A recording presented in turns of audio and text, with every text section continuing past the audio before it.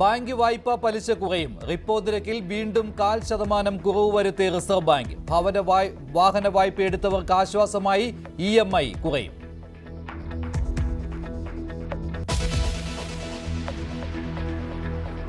നിലമ്പൂർ ഉപതെരഞ്ഞെടുപ്പിന് ശേഷം സംസ്ഥാന കോൺഗ്രസിൽ പുനഃസംഘടന. KPCCയിലും DCCകളിലും അഴിച്ചുപണി. തദ്ദേശ തെരഞ്ഞെടുപ്പിനെ നേരിടാൻ പുതിയ നേതൃത്വം വരും. ആന്റണിയെ തലപ്പത്തെത്തിച്ച് ക്രൈസ്തവ വോട്ടുകൾ പിടിച്ചു നിർത്താൻ ആലോചന.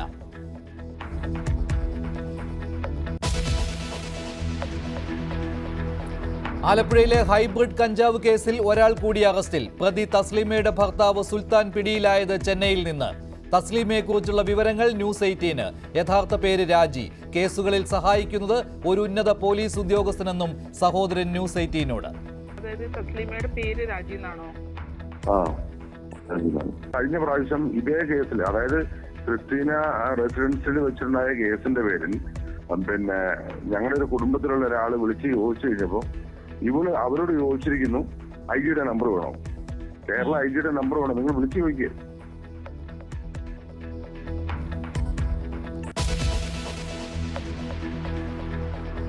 IAS ചേരിപ്പോരിൽ ഇടപെട്ട് മുഖ്യമന്ത്രി. സസ്പെൻഷനിലായ N പ്രശാന്തിന്റെ പരാതി ചീഫ് സെക്രട്ടറി നേരിട്ട് കേൾക്കണമെന്ന നിർദ്ദേശം. തെളിവെടുപ്പ് വീഡിയോ റെക്കോർഡ് ചെയ്യണമെന്ന ആവശ്യം ചീഫ് സെക്രട്ടറി അംഗീകരിച്ചെന്ന് പ്രശാന്ത്.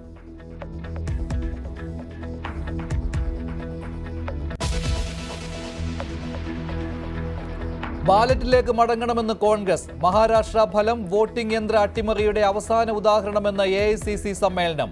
നിയമ പോരാട്ടം ഫലം കാണുന്നില്ലെന്നും വിമർശനം.